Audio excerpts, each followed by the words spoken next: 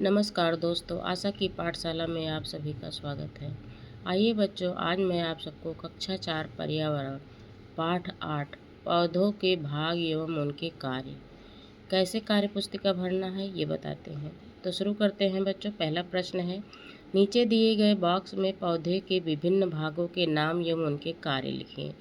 तो देखिए बच्चों, एक तरफ इधर जो है भाग नाम दिया है, फल है ये ऊपर, और इसके कार्य क्या है, नए बीज उत्पन्न करना। और इस साइड दिया है नाम पत्ती, ये ऊपर जो है निशान बना हुआ है तो ये पत्ती, और इसके कार्य हैं पौधों के लिए भोजन बनाना।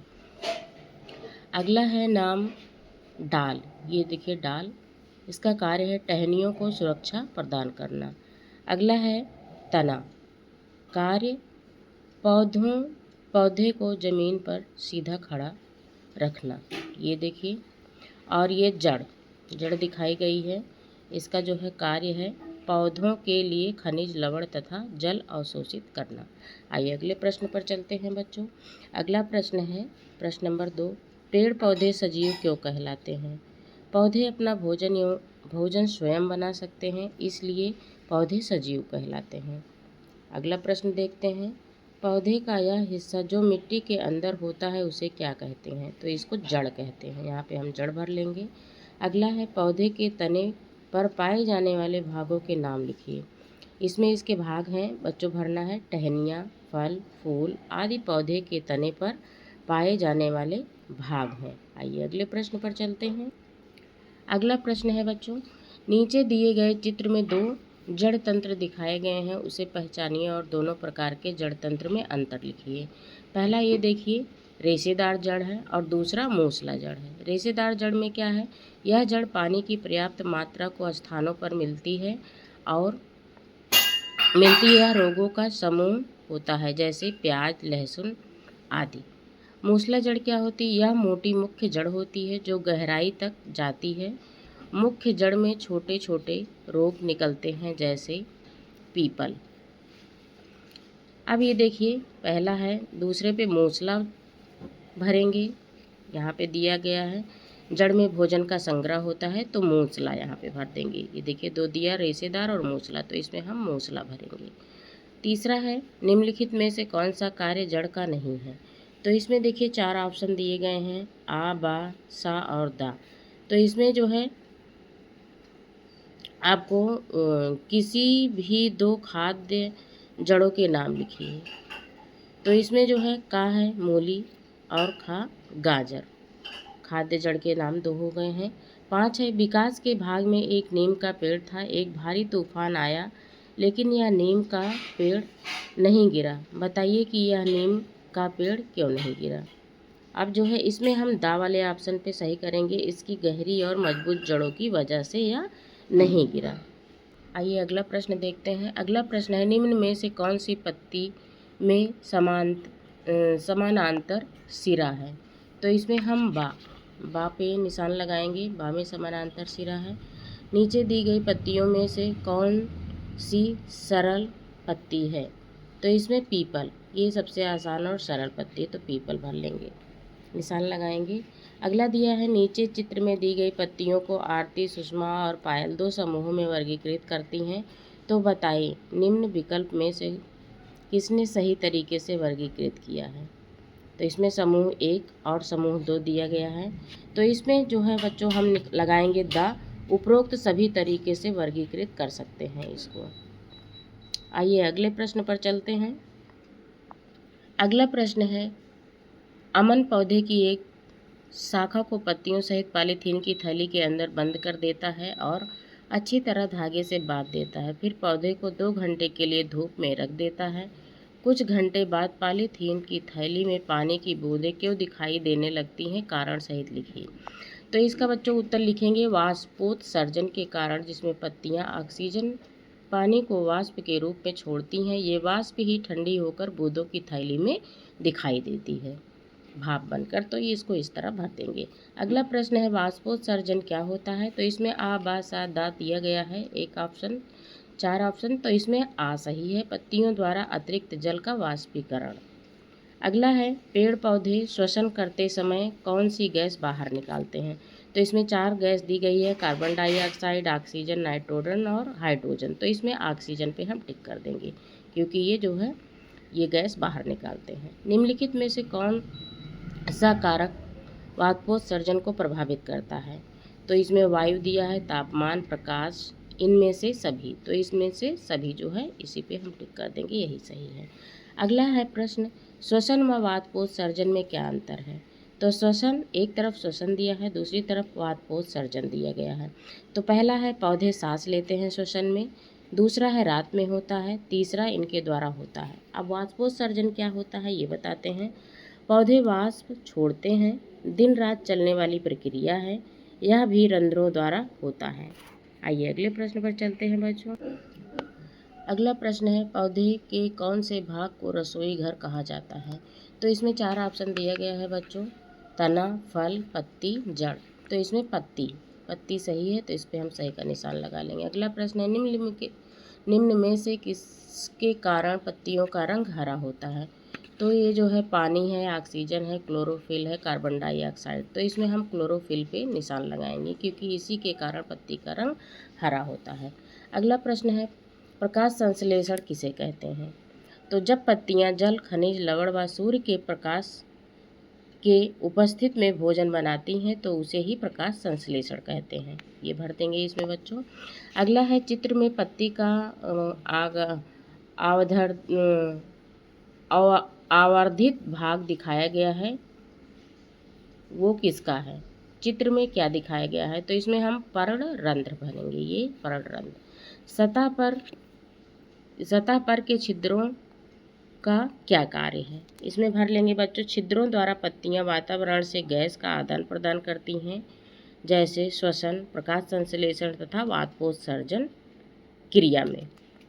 अगला प्रश्न है निम्न में से कौन प्रकाश संश्लेषण में भाग नहीं लेता है।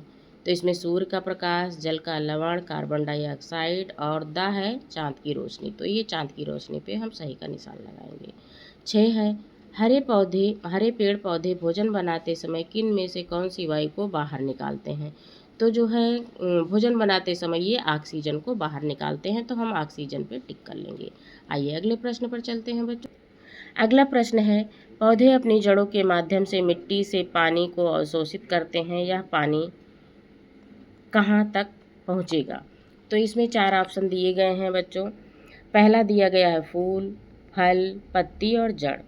तो इसमें जो है पत्ती पर हम निशान लगाएंगे यहाँ पर, और ये आ, बा, सा, दा दिया गया है तो आ सिर्फ 3। अगला है रिक्त स्थान भरें। हरे पौधे प्रकाश संश्लेषण की क्रिया के दौरान कार्बन डाइऑक्साइड गैस लेते हैं, तो इसमें कार्बन डाइऑक्साइड भर लेंगे। श्वसन के दौरान हरे पौधे ऑक्सीजन गैस लेते हैं, तो इसमें हम ऑक्सीजन भर देंगे। अगला प्रश्न है पौधे हवा में ऑक्सीजन की मात्रा बनाए रखने में सहायता करते हैं, एक कारण लिखें। तो इसमें हम लिखेंगे पौधों द्वारा प्रकाश संश्लेषण के समय कार्बन डाइऑक्साइड ग्रहण करना और ऑक्सीजन मुक्त करना इसका मुख्य कारण है। अब अगला प्रश्न है वनस्पति खपत भंडारण के लिए पत्ती से बाकी हिस्सों तक ले जाता है, तो इसमें हम भोजन भरेंगे। ये दिया 4 ऑप्शन, भोजन और ऑक्सीजन, भोजन, पोषक तत्व और पानी, कार्बन डाइऑक्साइड। तो इसमें हम भोजन भर देंगे यहाँ पे।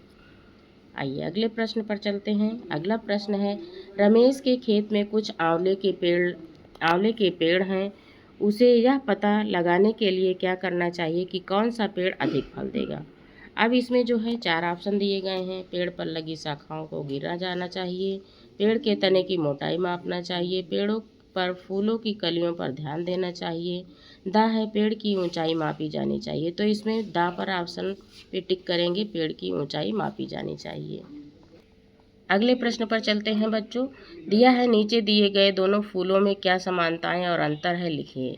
तो इसमें दोनों प्रकार के फूलों का रंग बैंगनी है, कोई समानताएं नहीं है। ये भी बैंगनी है और ये भी बैंगनी है। अंतर क्या है, एक फूल में कम पंखुड़ियां हैं जबकि दूसरे प्रकार के फूल में अधिक पंखुड़ियां हैं।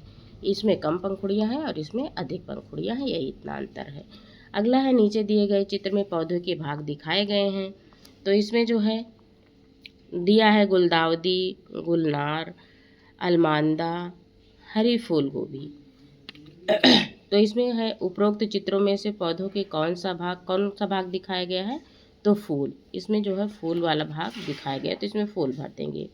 दिखाए गए पौधे के भाग का मुख्य कार्य क्या है, इसमें भरेंगे नए बीज उत्पन्न करना। अगला है गुलदाउदी, गुलनार, अलमांदा अपने चमकीले रंगों के कारण आकर्षक हैं या कैसे उपयोगी है, तो इसमें भरेंगे विभिन्न प्रकार के रंग आकर्षण का केंद्र होते हैं। पानी में उगने वाले एक पौधे का चित्र दिया गया है। चित्र के आधार पर प्रश्नों के उत्तर दीजिए।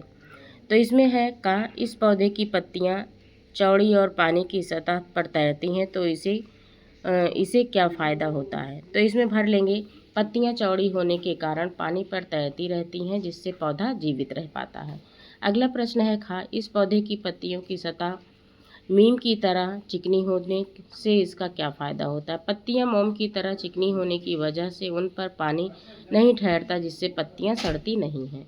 अगला गा है इस पौधे के तने खोखले होने से इसे क्या फ़ायदा होता है, तो इसमें भरेंगे तना खोखला होने से तना हल्का रहता है और पानी में तैरता रहता है। अगला देखिए जलीय और मरुस्थलीय पौधों की तुलना करें। देखिए इसमें विवरण दिया है जड़ें कैसी होती हैं, क्यों। जलीय पौधे दिया है एक तरफ मरुस्थलीय पौधे। तो जलीय पौधों में लिखेंगे जलीय पौधे की जड़ें छोटी व रोएदार होती हैं और मरुस्थलीय पौधे में इन पौधों की जड़ें पतली व अधिक लंबी होती हैं। आगे दिया है पत्तियां कैसी होती हैं, क्यों। पत्तियां चौड़ी व चिकनी होती हैं। अब इधर मरुस्थलीय में पत्तियां मोटे तने का रूप ले लेती हैं। अगला है तना कैसा होता है, क्यों। तना पतला लंबा व अंदर से खोखला होता है। इनमें पत्तियां ही तना का रूप ले लेती हैं। उदाहरण में दिया है जलकमल और नागफनी।